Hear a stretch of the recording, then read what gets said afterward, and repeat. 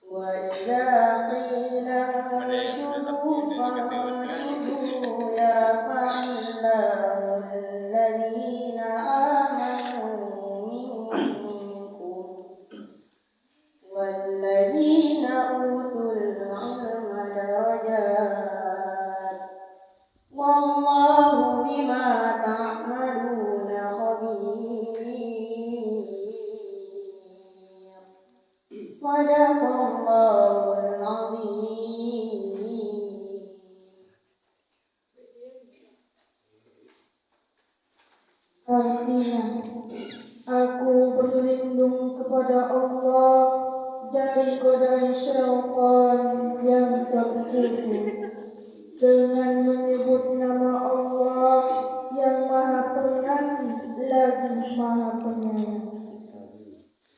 Bacalah dengan menyebut nama Tuhanmu yang menciptakan. Dia telah menciptakan manusia dari segumpal darah. Bacalah, dan Tuhanmu lah yang Maha Mulia, yang mengajar manusia dengan perantaraan kalam. Dia mengajarkan kepada manusia apa yang tidak diketahui.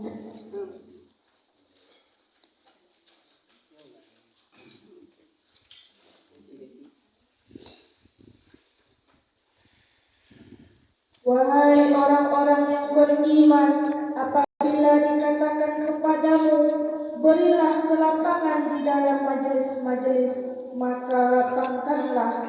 Niscaya Allah akan memberi kelapangan untukmu. Dan apabila dikatakan berdirilah kamu, maka berdirilah. Niscaya Allah akan mengangkat derajat orang-orang yang beriman beriman di antaramu dan orang-orang yang diberi ilmu beberapa derajat, dan Allah Maha teliti apa yang kamu kerjakan. Maha benar Allah dengan segala firman-Nya.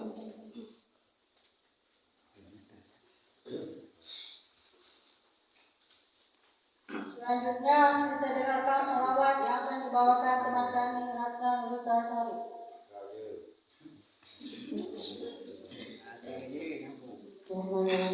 Assalamualaikum warahmatullahi wabarakatuh. Waalaikumsalam warahmatullahi wabarakatuh. Sallallahu ala Muhammad. Sallallahu alaihi wasallam. Sallallahu ala Muhammad. Sallallahu alaihi wasallam. Ya Nabi salam alaika, ya Rasul salam alaika, ya Habib salam alaika, salawatullah alaika.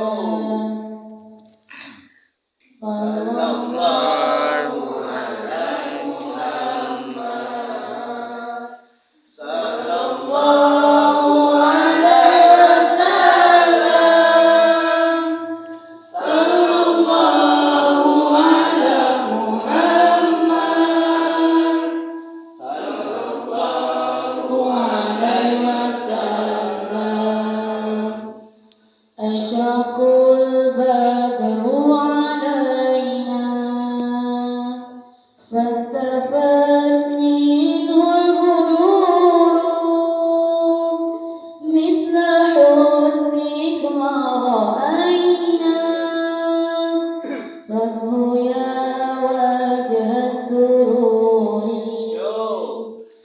Sallallahu ala Muhammad. Sallallahu alaihi wasallam. Sallallahu ala Muhammad.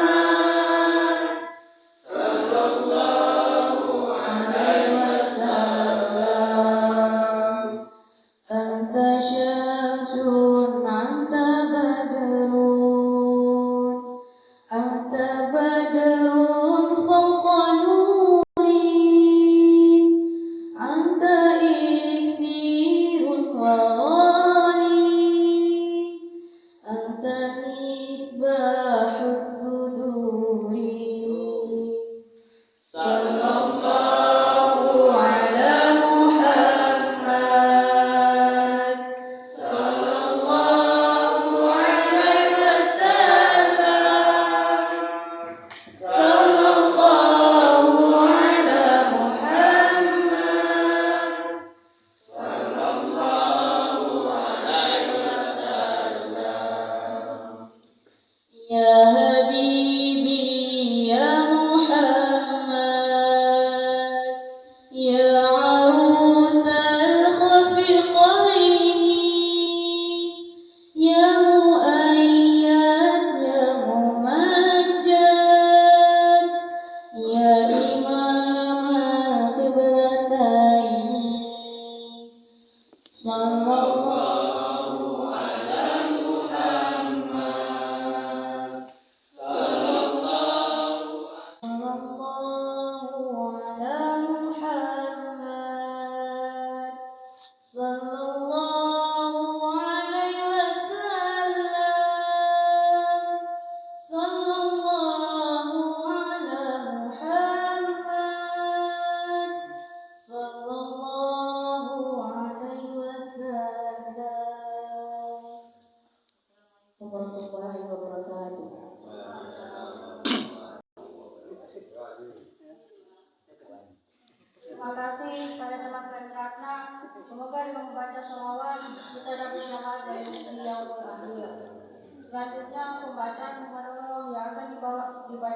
teman kami Mas Liwati dengan tema kewajiban menuntut ilmu.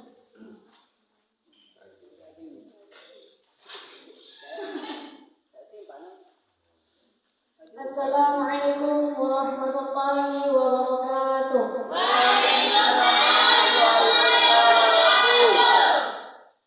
Alhamdulillahirabbil alamin wassalatu wassalamu ala asyrafil anbiya'i wal mursalin sayyidina maulana Muhammadin wa ala alihi wa ashabihi ajma'in.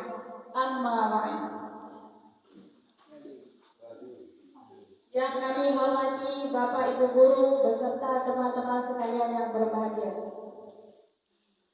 Untuk mengawali pembicaraan kami, marilah kita bersama-sama mengajukan puja dan puji syukur kehadirat Allah Subhanahu wa taala dengan limpah rahmatnya kita sekalian bisa aktif mengikuti kegiatan kultur tanpa ada halangan suatu apapun. Salawat serta salam semoga tetap tercurahkan kepada junjungan Nabi besar Muhammad sallallahu alaihi wasallam. Karena beliaulah sebagai suri tauladan dalam hidup ini. Mudah-mudahan kita termasuk umatnya yang senantiasa setia kepadanya. Bapak Ibu guru serta teman-teman sekalian yang berbahagia, adapun judul muhadharah saya kali ini adalah kewajiban menuntut ilmu. Ilmu mempunyai peran penting dalam perjalanan hidup ini, karena dengan ilmu yang dimilikinya seseorang akan mampu membedakan yang hak dan yang batil. Dengan ilmu seseorang lebih mantap dalam menjalankan ibadah kepada Allah Subhanahu wa taala karena tahu dasarnya dan tujuan yang sebenarnya.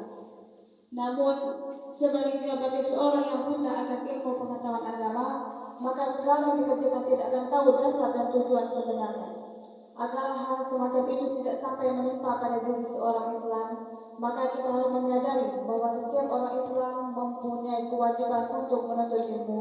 Berkaitan dengan hal tersebut, Nabi SAW bersabda, Bismillahirrahmanirrahim, talabul ilmi fardhatun 'ala kulli muslimin wal muslimat. Artinya, mencari ilmu itu wajib bagi setiap orang Islam, laki-laki dan perempuan. Mencari ilmu haruslah mendapatkan prioritas pada setiap pribadi muslim, karena orang berilmu maka tahu jalan yang akan ditempuh.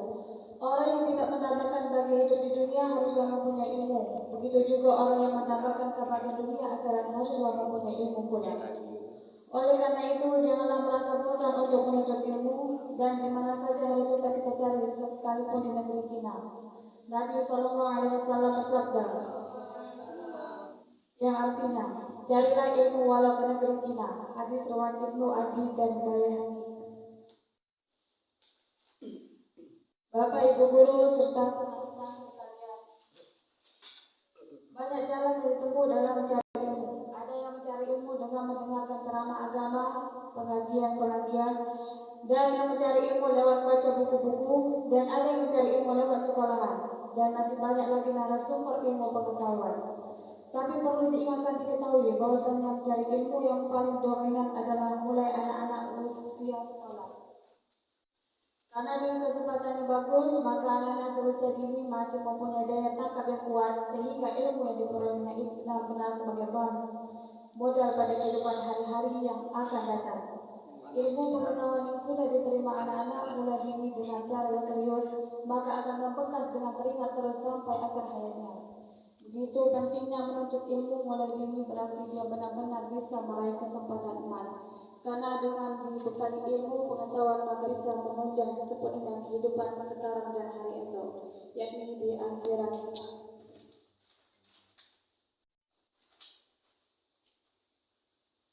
Bapak Ibu guru dan teman-teman sekalian, untuk itu belajar di waktu kecil bagaikan mengukir di atas batu. Begitu sulitnya seorang mengukir batu, tapi bisa sudah tampak terukir, maka bertahun-tahun masih saja membekas dan tidak akan hilang. Demikian juga sang anak yang masih kecil, bila sudah masuk ke dalam pikirannya ilmu pengetahuan, maka sulit sekali melupakan, bahkan masih teringat sampai akhir hayatnya. Akan tetapi belajar di waktu dewasa bagaikan mengukir di atas air. Kita tahu bahwa mengukir di atas air begitu mudah, tapi tidak ada yang bekasnya. Begitu pula bila belajar di waktu dewasa, maka dia mudah untuk mengingat, menerima suatu ilmu, tapi mudah pula melupakan. Bapak Ibu guru dan teman-teman sekalian, Kita harus merasa terengah dalam hati kita masing-masing sehingga belajar tidak merasa bosan dalam keadaan suasana bagaimanapun, baik mengenai waktu ataupun tempatnya. Kita harus bersemangat dalam menuntut ilmu dengan sekuat kita agar yang kita cita-citakan bisa tercapai sebagaimana yang kita harapkan.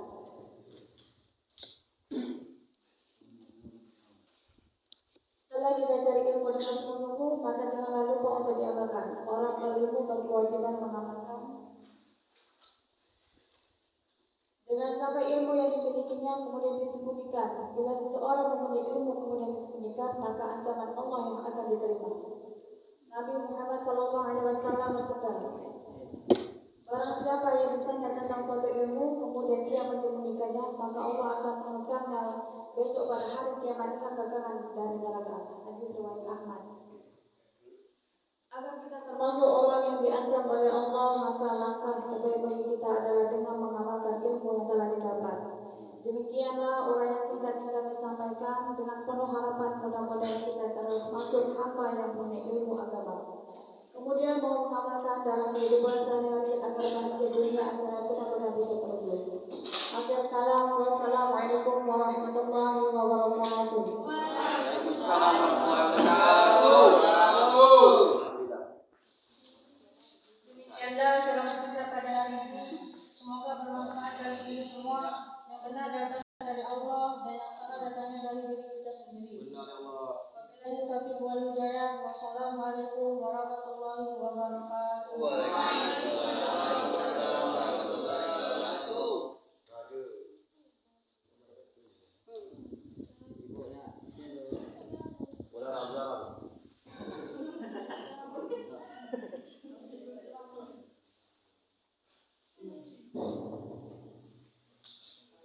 Assalamualaikum warahmatullahi wabarakatuh.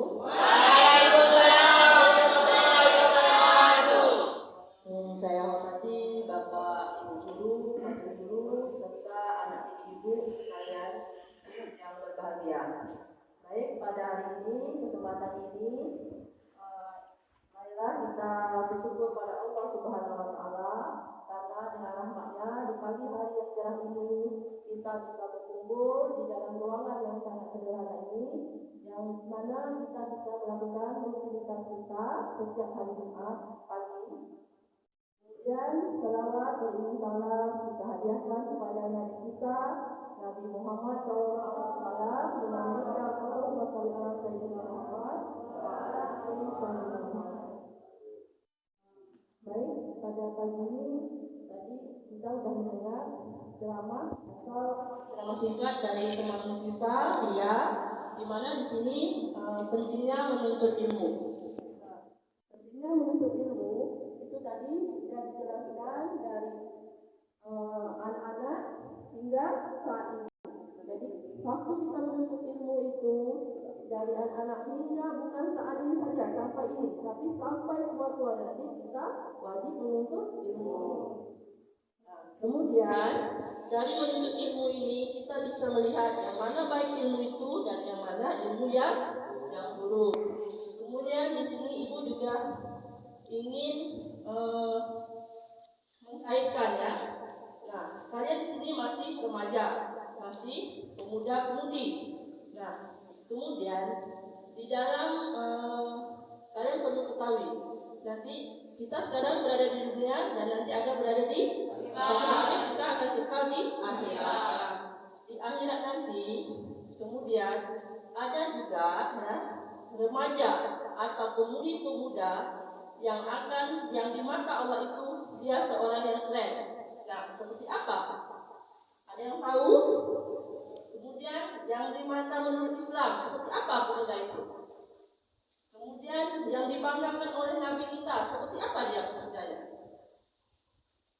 Kemudian di dalam Al-Quran ada pemuda-pemudi yang sudah diriwayatkan di dalam Al-Quran dijelaskan pemuda-pemudi yang menurut Allah itu keren. Nah, ada yang tahu tak? Pernah baca tak? Nah, ini ibu kita sama-sama belajar ya. Ibu juga sama-sama belajar. Kalian juga sama-sama belajar. Nah, kalau menurut ibu pemuda yang keren itu seperti apa? dia yang di mana di sisi Allah dia melakukan atau menjauhkan dirinya, menengokkan ke bawah, tidak melihat apa itu yang menurutnya bisa merusak dirinya. Ya, misalnya sekarang ini kalian lihat media-media sosial banyak sekali. Sekarang kita sudah zaman canggih, ya sudah zaman canggih, ada HP, banyak sekali teknologi. Nah di situ kalian harus bisa memilih ilmu yang mana bagus, yang mana tidak bagus. Nah kemudian nanti Nabi Muhammad pernah melakukan hadis, memberi hadis menyatakan bahwa nanti kita dari itu ada di padang pasar, ya. Pada masa itu sangat luas, Pak. Tidak ada pohon, tidak ada lembah, tidak ada gunung, bahkan matahari itu dekat sekali jarak dengan kita. Ya. Nah, kalau di dunia, kalau panas sedikit aja kita udah mengeluh, apalagi di padang pasar. Nah, kalian pernah tak di dunia, misalnya hari panas nih, kemudian ada tiba pohon di sana, kalian pasti berlari kan? Kemudian ada juga misalnya tiba awan, ada awan yang nampak teduh, kalian mencari tempat teduh itu. Tapi tidak di padang pasar nanti. Tidak akan ada yang namanya tempat yang teduh, yang bisa kita cari untuk berteduh.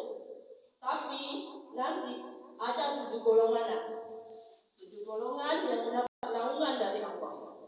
Nah, ada nomor 2 di antaranya itu ada pemuda-pemuda yang kalian tadi itu, ya, yang menjauhkan pandangannya terhadap hal-hal dunia yang seharusnya yang tidak membuat dirinya terpengaruh dengan hal-hal yang buruk. Nah, itulah tadi ilmu. Nah, ilmu itu yang mengajarkan kita bagaimana supaya kita bisa memilih yang mana baik, yang mana buruk. Mau kalian jadi 2 golongan tadi, dia ada 7. Nah, yang kedua itu adalah pemuda-pemudi tadi. Ya. Kemudian ada contohnya ini. Nah, ada nama, kalau untuk pemuda itu misalnya Nabi Yusuf ya. Nah, Nabi Yusuf. Itu ini, misalnya ada seorang perempuan cantik, ya. Kalian pandangkan, kalian lihat, misalnya seorang laki-laki nih, ada lihat seorang perempuan cantik, mana kalian memandangnya? Tergiur tak? Tergoda tidak? Kan? Untuk pemuda-pemuda ya, tergoda tidak? Tergoda kan? Tapi tidak untuk Nabi Yusuf. Ya?